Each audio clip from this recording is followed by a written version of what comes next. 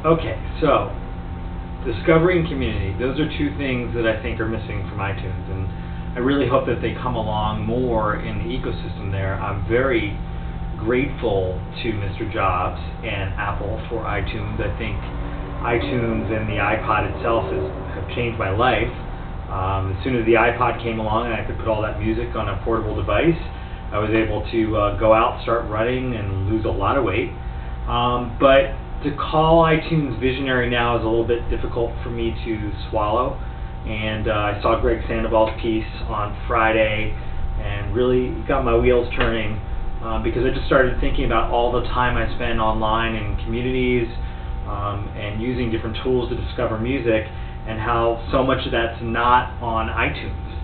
And a lot of that discovery will drive me back to iTunes to purchase music, and iTunes is definitely a very powerful platform for distribution of music.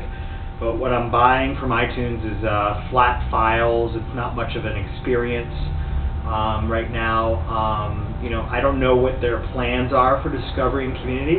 And just to give you an example, like last night, I went and typed in Prince Lachey, who's a jazz guy, into Last.fm, and it took me to this artist named Anthony Braxton, a composer, a philosopher, just a really deep individual. And I saw in the Last.fm I could click a link that would take me to his bio, which led me to Wikipedia. I went back to Facebook and found Anthony Braxton's fan page, saw that one of my friends, JT Ramsey, was already on there as a fan, and was able to say, hey, I didn't know you were a fan of Anthony Braxton.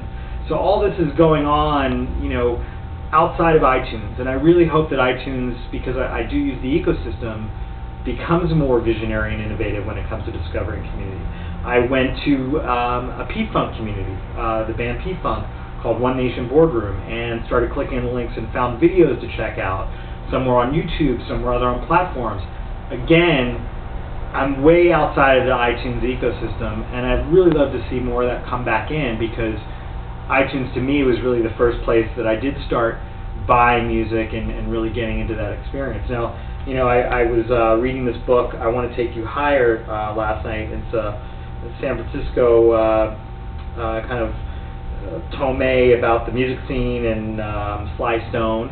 And when I was reading this book and learning about the tracks and the music, I was on a service called Spotify, checking out all the old tunes there. When I go onto iTunes, I can check out my other coworkers' selections if we're on the network. I can see if they're sharing their library, but there's nothing to let me know, so-and-so played this, so-and-so played that, and there are a lot of platforms that kind of let you have a music community. So when I saw Greg's piece, just to wrap up, I was like, yeah, Steve Jobs was visionary with iTunes, but I don't feel like the innovation in digital music is really happening the way it used to there. So I'm really interested to see what happens with iTunes going forward.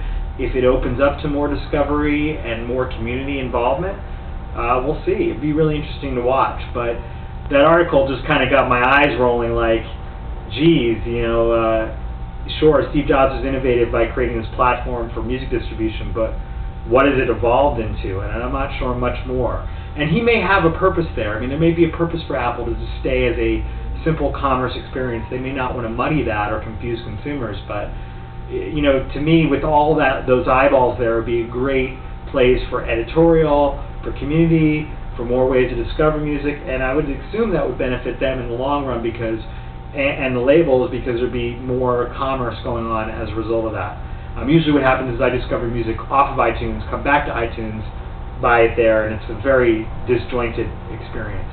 So those are just some of my thoughts about Greg Sandoval and the CNET News.com piece about Steve Jobs, a music visionary. Just kind of had a little bit of reaction there because I feel iTunes is missing some of the things that to me are visionary in the experience, which are again discovery and community. Thanks a lot for watching the video, and I hope you come back to the blog soon.